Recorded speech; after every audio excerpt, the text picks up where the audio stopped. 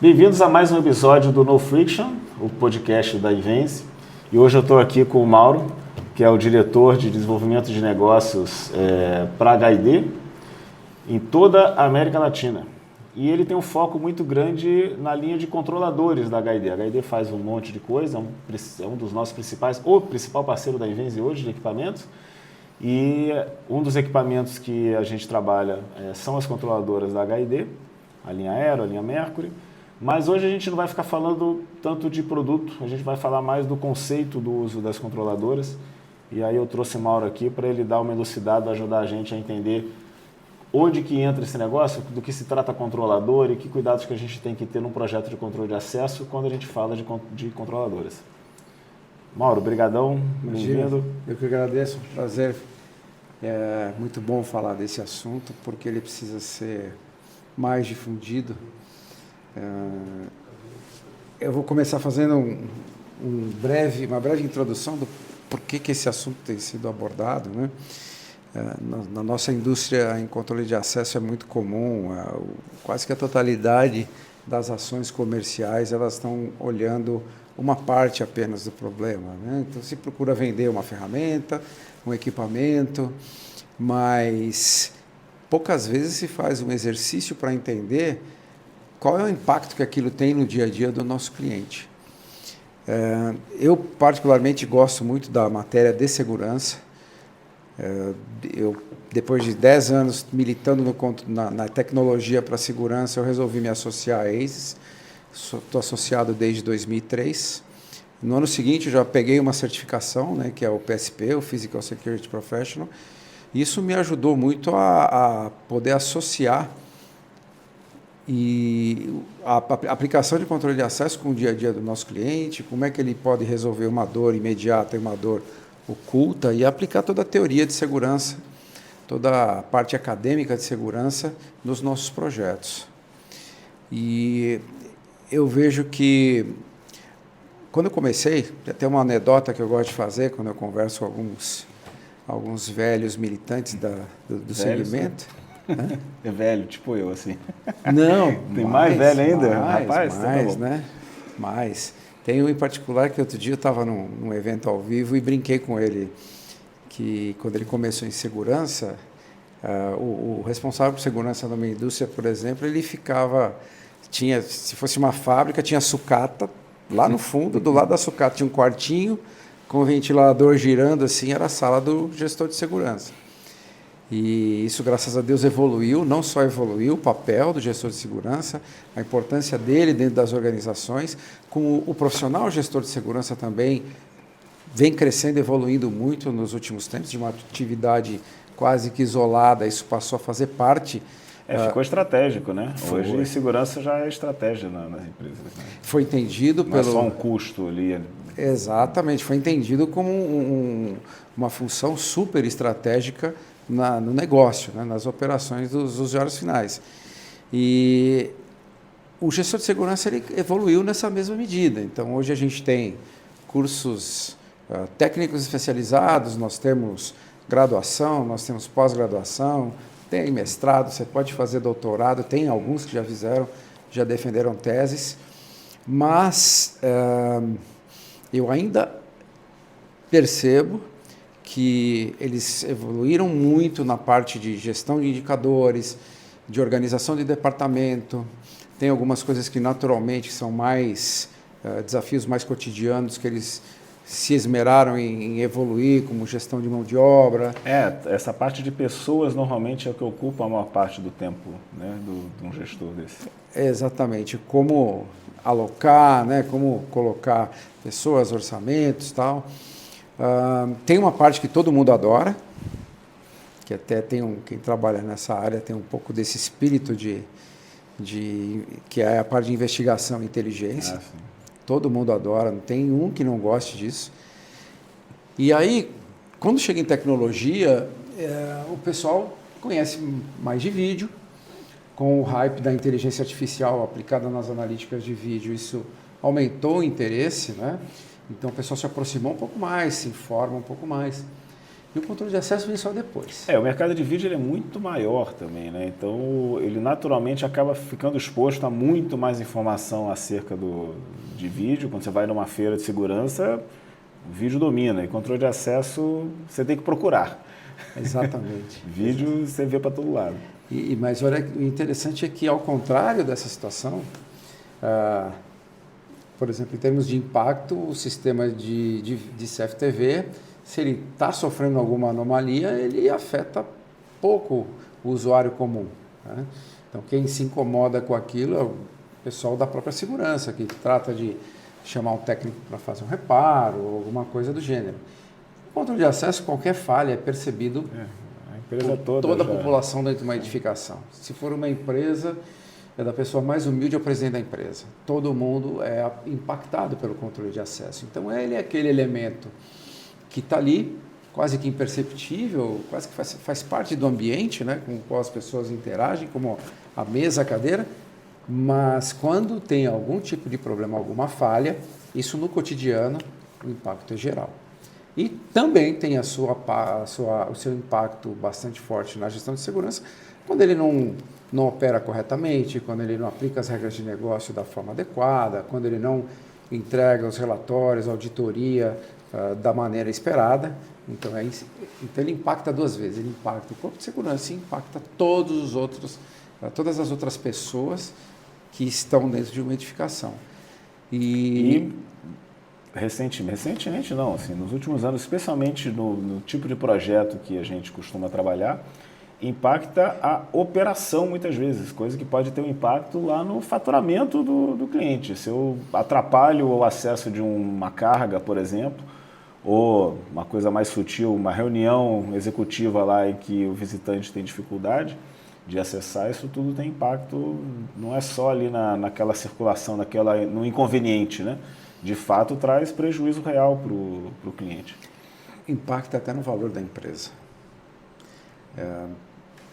Anos atrás, 2008 mais ou menos, estava executando um projeto numa empresa de telecomunicações, e eles, por ter ações na bolsa, eles recebiam auditoria da Sarbanes-Oxley periodicamente. E um dos pontos mais importantes dessa auditoria era a segurança física no acesso a determinadas áreas de processamento de dados, áreas de operação crítica. E em havendo alguma anomalia, ele, lógico, aplicava ali uma não conformidade e tal, mas isso sempre tinha que ser resolvido, corrigido rapidamente, porque a próxima parte geraria um próprio impacto nos boletins que essas auditorias gerariam, que são boletins que são acompanhados pelo mercado. Uhum. Então, em última análise, isso impacta até no valor de uma empresa. Né? Fora o dia a dia. A gente tem inúmeros casos, né? Se é um aeroporto, quando ele recebe uma auditoria da ANAC, é preciso demonstrar que a segurança está operando da maneira adequada, e o controle de acesso acaba sendo o sistema que sofre o maior escrutínio, porque é muito fácil de testar. É muito mais fácil de você aprofundar no teste de controle de acesso do que no teste de um sistema de vídeo. Vai ficar olhando câmera por câmera, mas acessar as áreas, criando situações em que deve haver bloqueio, deve haver restrição, e ver se isso está funcionando, verificar se certas rotas estão sendo adequadamente processadas, regras de negócio diversas, desde as mais simples, como faixas horárias e dias da semana, etc., até regras um pouco mais sofisticadas, como custódia, como regras de rotas. Uhum. Isso é fácil de testar. E isso sempre é verificado pelas auditorias mais sérias dentro das organizações mais relevantes. E pegando esse gancho aí, exatamente de um sistema de controle de acesso de uma empresa já com um porte maior, com mais responsabilidade,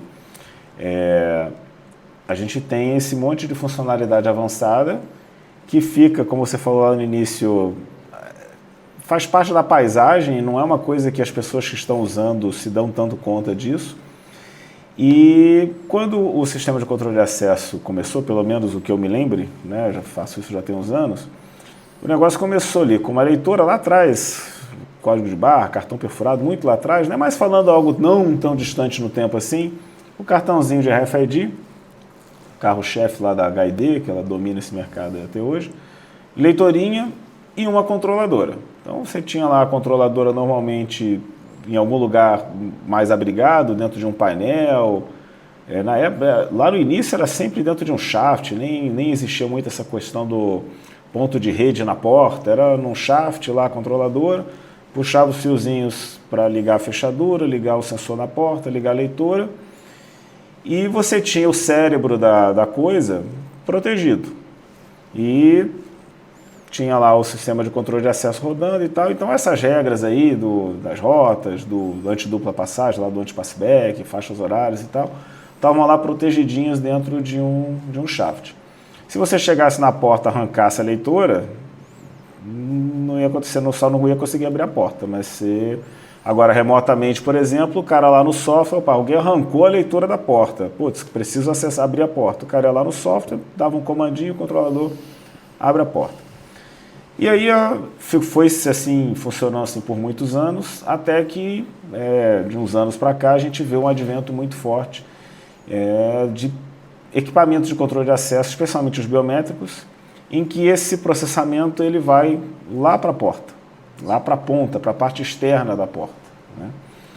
E isso traz benefícios, normalmente mais de conveniência, e aí a gente sempre tem aquela historinha, a linhazinha lá, normalmente quando você vai indo mais em direção à conveniência, você vai se afastando da segurança.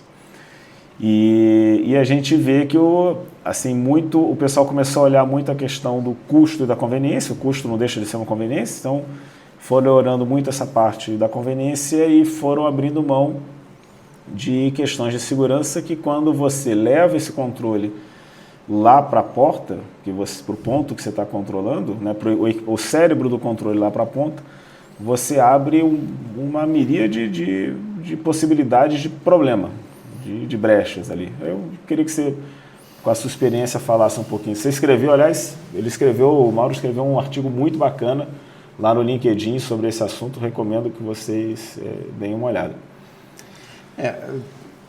Essas instalações que você se refere, que já utilizavam quadros, apartados, já representaram uma evolução, né? A engenharia passou a ser mais aplicada no controle de acesso ali, mais ou menos no começo dos anos 90, né?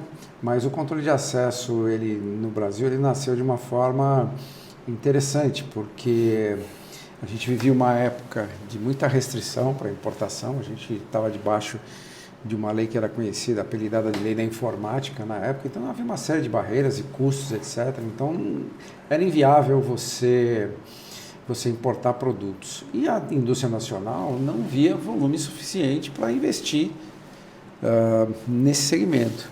Então, uma empresa que fazia relógio de ponto eletrônico, um belo dia ela, tendo uma necessidade, ela descobriu que pegando uma catraca eletromecânica, usando o relézinho que ela usava para tocar sirene na fábrica na hora do almoço, fazendo com que ele gerenciasse, acionasse a solenoide para a catraca poder liberar uma passagem, ele tinha um controle de acesso. E eu não sei se você pegou essa época, mas era muito comum a gente ver catraca eletromecânica, um suportezinho e um relógio de ponto eletrônico em cima. Não era nem... comecei já estava um pouquinho mais avançado, porque esse ano que eu faço isso faz tempo. Não era nem incorporado no mesmo corpo. Depois se passou ali para dentro e tal. Mas essa cultura que foi criada em cima de um momento de necessidade, que eu acho que foi genial naquele momento, ela também tem reflexos hoje, porque daí vem esse conceito de colocar o terminal completo, com controladora, com display, com leitora, com tudo que está gerenciando. Com o comando. Com o comando principalmente, sim. Na porta.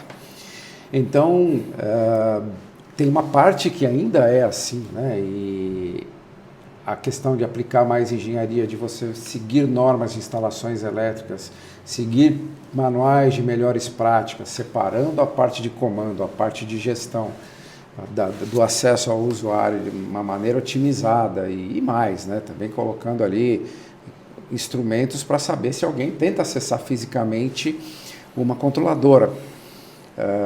Hoje isso está mais maduro, por exemplo, na parte de data centers. O data center tem uma preocupação gigante com o controle da presença física, porque sabe que uma vulnerabilidade sistêmica e cibernética pode começar com a presença física de alguém no ambiente onde ela tem acesso a certos dispositivos. No controle de acesso não é diferente. Se qualquer um tiver acesso a uma controladora, há instrumentos que ele pode utilizar para começar a abrir porta, ele pode colocar um instrumento que a gente chama de sniffer, que começa a capturar dados. Ele pode capturar dados que são trafegados dentro da rede. Aí começa uma série de vulnerabilidades a tomar corpo e pouca gente se dá conta disso, porque o conhecimento, o aprofundamento no estudo do controle de acesso ainda tem um caminho para evoluir, mesmo junto ao nosso usuário final. Os provedores,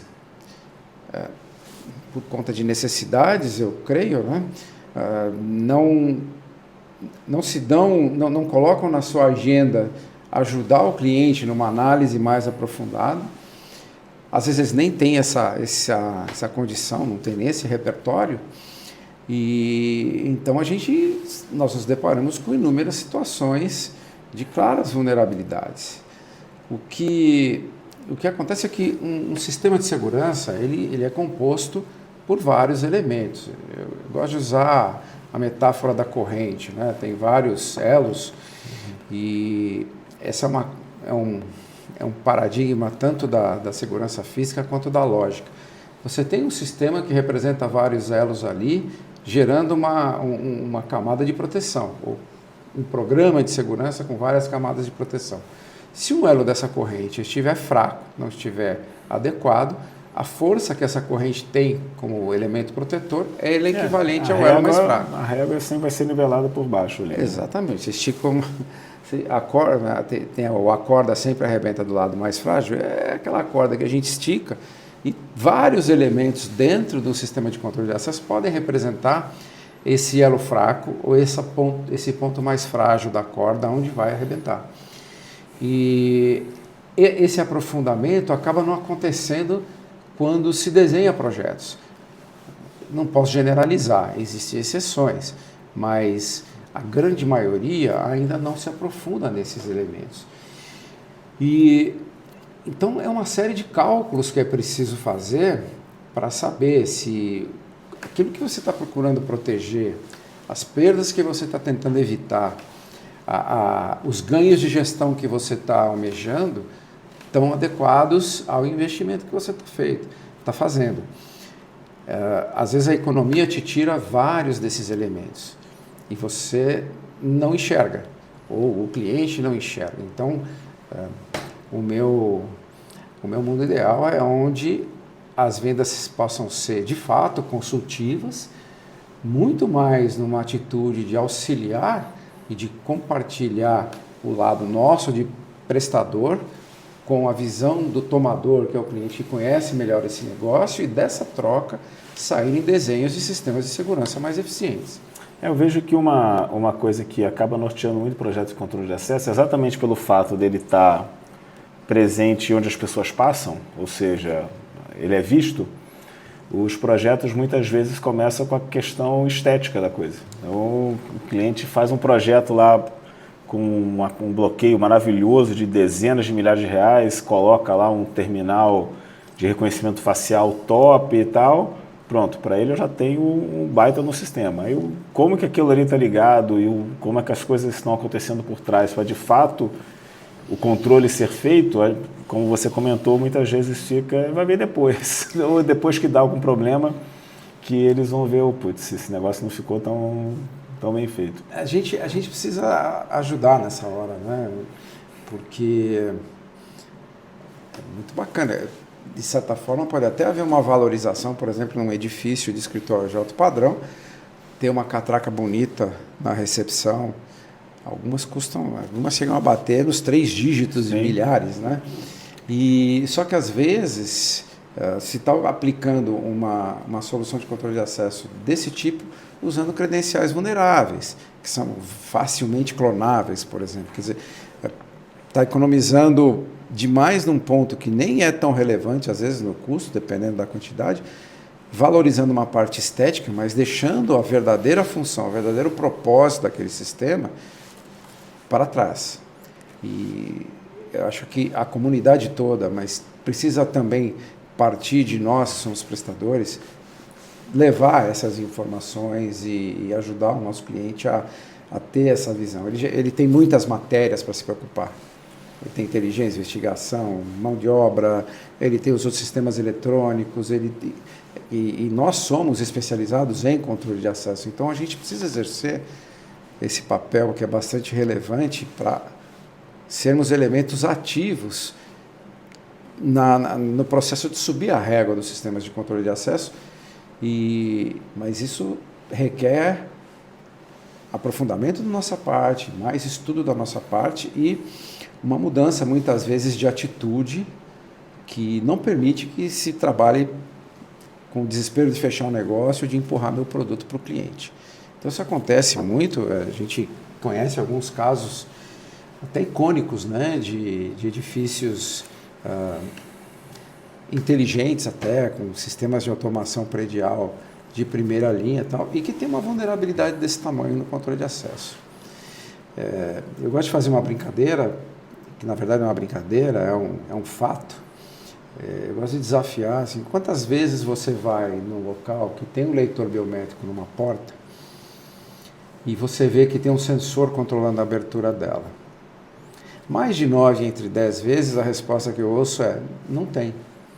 Então, ali a gente vê do que adianta você ter um sistema de controle de acesso que tem uma autenticação forte, que é a autenticação biométrica, se você não tem um mecanismo para identificar uma tentativa não permitida de passagem por essa porta, você está fazendo o quê? Você está controlando gente de bem. Eu tenho permissão, passo, não tenho permissão, puxa, paciência, viro as costas e vou embora. Agora, eu que sou o mal intencionado, eu dou uma patada naquela porta, arrebento com a porta e o sistema de segurança não vai nem avisar porque falta um sensor.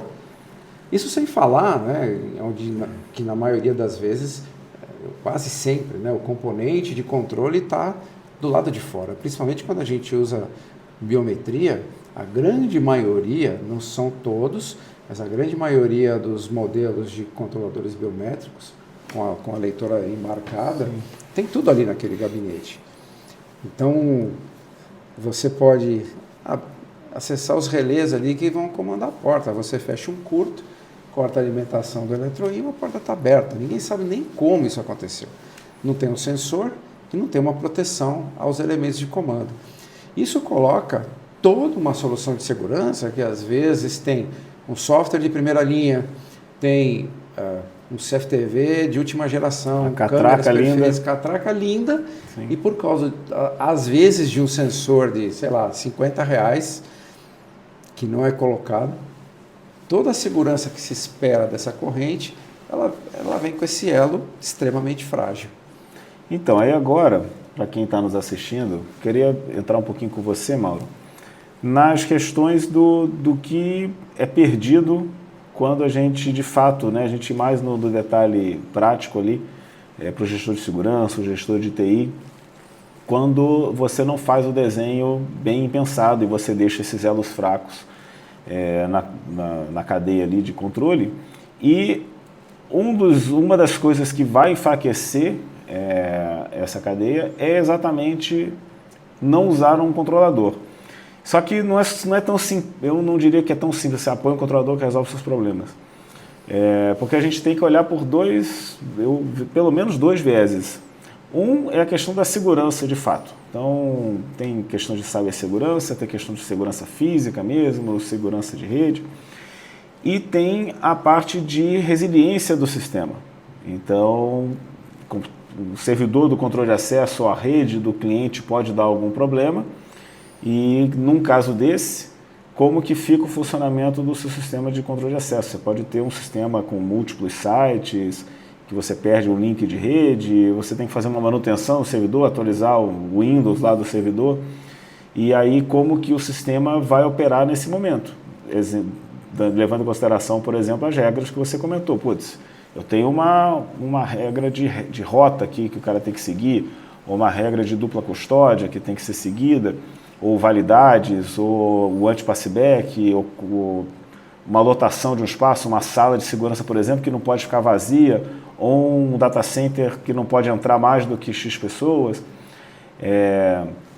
Essas regras, quando você não usa um controlador inteligente capaz de controlar isso, vai funcionar o seu controle de acesso, você tem que colocar elas no servidor. Só que você fica com um ponto único de falha. Se por qualquer motivo perde-se acesso àquele servidor, o seu sistema de controle de acesso vira um sistema meio que de fechadura um pouco mais chique ali, mas sem inteligência nenhuma. Então, eu queria que você... acho que seria interessante a gente ir passando por esses problemas. Sim. Aí, e eu acho que a gente pode começar pelo que talvez chame mais atenção, que é a parte de segurança mesmo. Quando a gente entra nessa arquitetura de colocar a inteligência do negócio lá na ponta, o que a gente está perdendo de segurança? Que riscos que a gente está colocando no sistema? São diversos, né? Mesmo que você tenha um reporte a um software, você citou aí alguns exemplos de situações onde a comunicação pode se perder. O problema é que os eventos estão continuando a acontecer. E as controladoras, elas são parte de um ambiente, parte de um ecossistema que tem migrado cada vez mais para uma inteligência na ponta. Isso que eu vou pegar só para auxiliar, para ficar mais claro para quem nos assiste. Vamos fazer um paralelo com o vídeo. Sei lá, 16, 17 anos atrás, quando eu tive o primeiro contato com analíticas de vídeo, as analíticas simples eram processadas em gravadores, né? Tinha ali uma parte que processava isso, ou as analíticas um pouco mais complexas eram processadas em servidores enormes. E a câmera era aquele elemento que só capturava imagem. Vídeo, né? A gente vê que o mercado evolui, as câmeras cada dia mais trazem na sua... Ela já vem embarcada com muita inteligência. Já vem embarcada com vários analíticos. Sim. Então, processamento em servidor hoje são só coisas extremamente complexas. O que envolve, às vezes, imagens de múltiplas câmeras, que aí vai centralizar aquilo ali. Vai centralizar, exatamente. Agora, no controle de acesso é a mesma coisa. As controladoras vêm evoluindo para cada vez ter mais inteligência na borda. Para que essa inteligência na borda? É para que justamente os aspectos das regras de negócio continuem a ser aplicadas normalmente, independente do que está acontecendo sistemicamente. Esse é o primeiro aspecto de segurança. Você precisa que as regras de negócio sigam sendo aplicadas independente de qualquer outras falhas dentro desse ambiente. Você perde, do ponto de vista... existem na academia existem várias siglas, né, para representar as melhores práticas. Uma delas, por exemplo, a teoria do mínimo privilégio. Então, quando você tem sistemas que funcionam de forma degradada, que não estão aplicando todas aquelas regras, aquela regra do mínimo privilégio de acesso em determinados locais, ela morre. Só que ela gera indicadores que são fundamentais para a manutenção da segurança de um cliente, para o dia a dia de um gestor de segurança. Hoje, muita gente não olha para isso, mas eles têm um impacto direto. E eles estão perdendo aí a capacidade de ter a continuidade operacional, de ter algumas ações que, não só do processamento do acesso, mas algumas ações que possam independer em situações de emergência de sistema. Por exemplo, uma ação automática gerada pelas próprias controladoras de liberar acesso em caso de uma situação de incêndio. Tem uma emergência, você... A primeira coisa que queimou foi o switch. A primeira coisa que queimou foi o switch. Aí acabou. Aí ninguém sai da sala, fica todo mundo preso ali. Lógico, tem as botões de emergência e tal, mas você precisa ter uma ação mais autônoma ali na ponta, mais independente. Então, ele já perde logo de cara isso.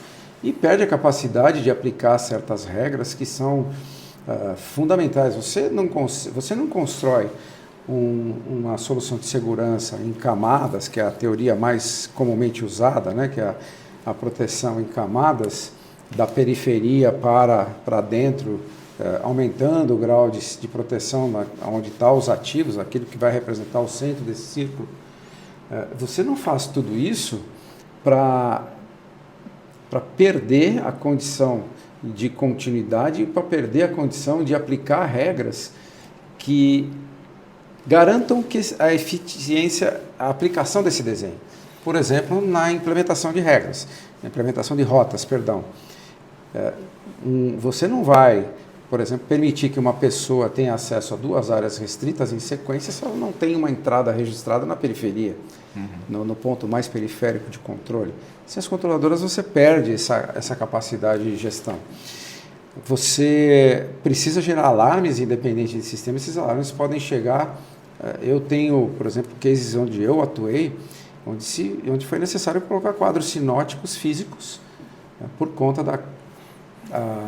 das circunstâncias da instalação, da criticidade daquele ambiente, e tudo isso era acionado diretamente pela controladora, quadros sinóticos de alerta para avisar as pessoas que tinha alguma emergência que o pessoal precisava evacuar.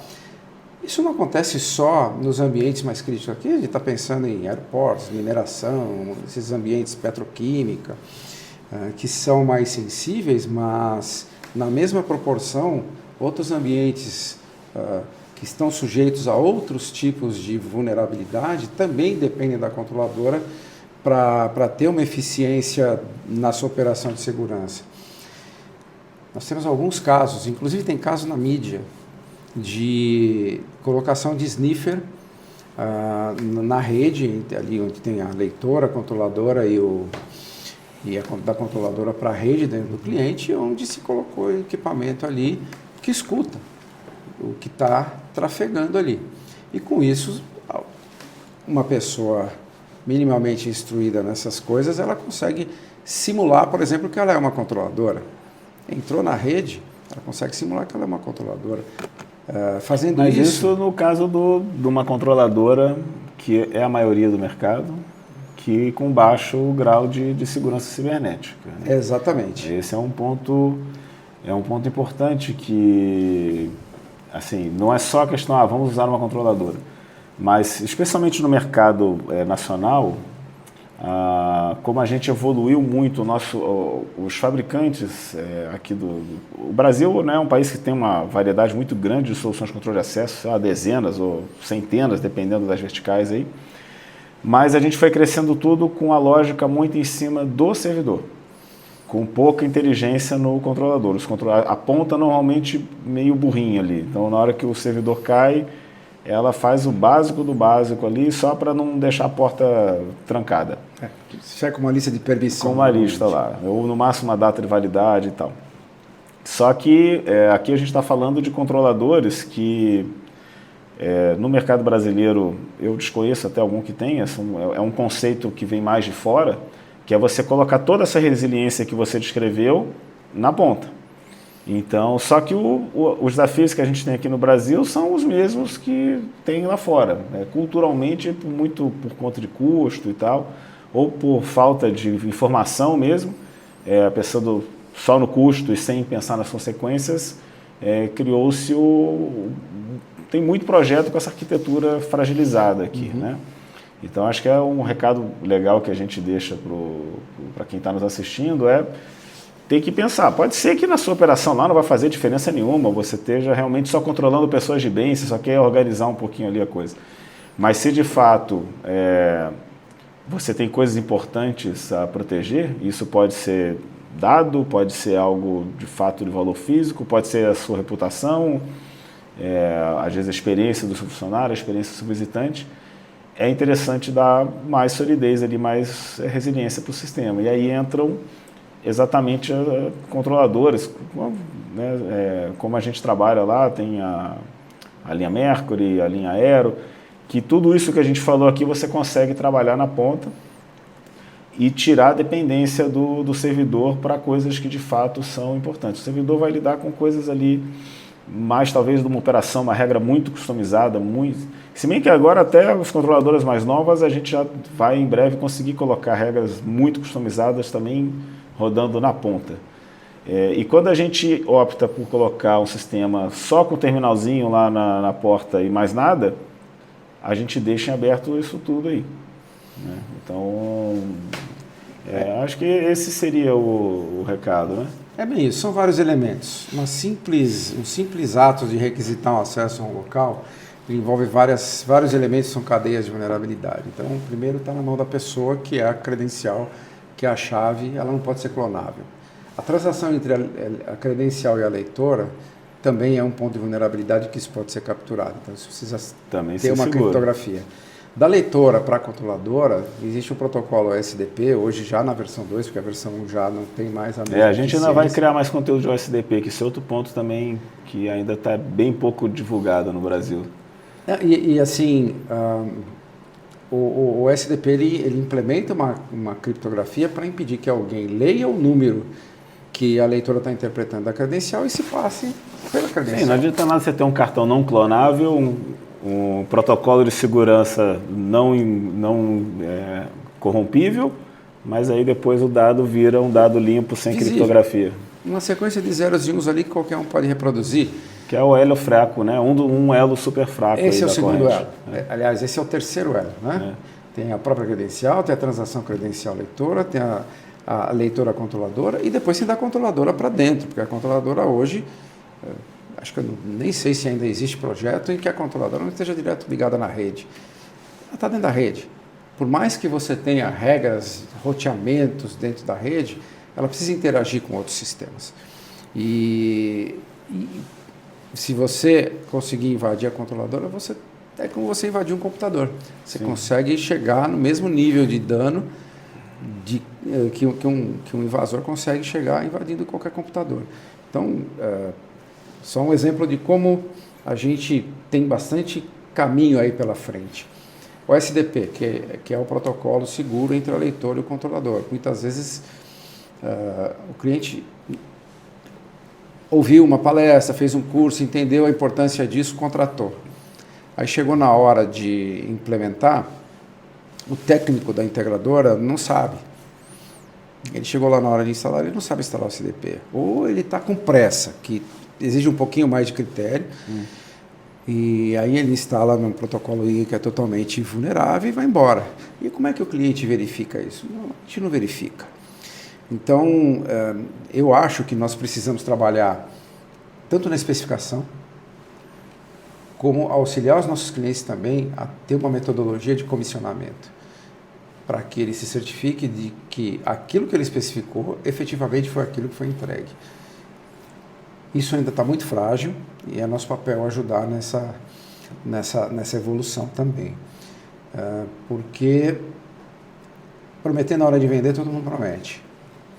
Eu tenho segurança, eu tenho criptografia, mas quem vai testar isso aí? O cliente vai testar? O cara da segurança não vai. Então a gente precisa ajudar e trazer toda essa condição para ele. Ele precisa validar para que não haja frustração.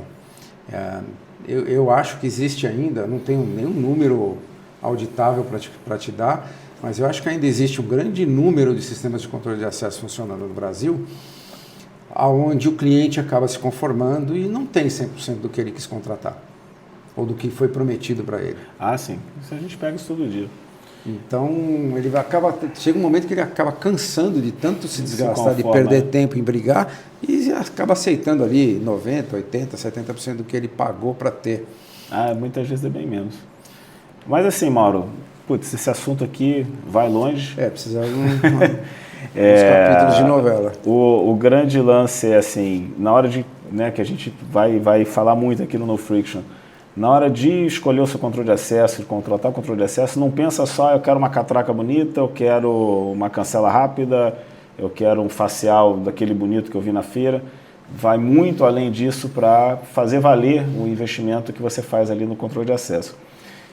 Mauro, muito obrigado pela sua presença. Eu só queria deixar um último recado, né? Assim, quem estiver contratando, procure empresas que vão abordar os seus aspectos de segurança, que vão trabalhar contigo os ativos que você está protegendo, a sua rotina de trabalho, que não vão ficar simplesmente tentando promover o produto que estão tentando vender.